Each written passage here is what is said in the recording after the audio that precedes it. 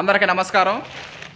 వర్ష ఋతువు, దక్షిణాయనం, శ్రావణ మాసం అంతా శుభకార్యాలు, కుటుంబ సభ్యులు ఆనందంగా సంతోషంగా ఉండడం జరుగుతూ ఉంటుంది. శ్రావణ మాసంలో రైస్ అయిపోతున్నగా అంటే కుటుంబ సభ్యులు కానీ, బంధువులు కానీ, స్నేహితులు కానీ, శ్రేయాభిలాషులు కానీ, రైస్ వినియోగదారులు కానీ ఎవరైనా సరే రైస్ అయిపోతున్నగా 2 రోజుల ముందు, అంటే మనకు తెలుస్తుంది కదా రైస్ అయిపోతున్నాయి, ఒక 2 రోజుల ముందు మనకి ఇంటిమేట్ చేస్తే వాటిని ఆడిచ్చి మిల్లింగ్ చేసి ప్యాకింగ్ చేసి ట్రాన్స్పోర్ట్ చేయడం జరుగుతుంది.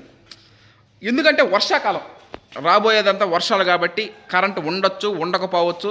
గబక్కన అడిగినా వాటిని మన దగ్గర కరెంటు ఉంటే ఆడిచ్చేస్తుంది.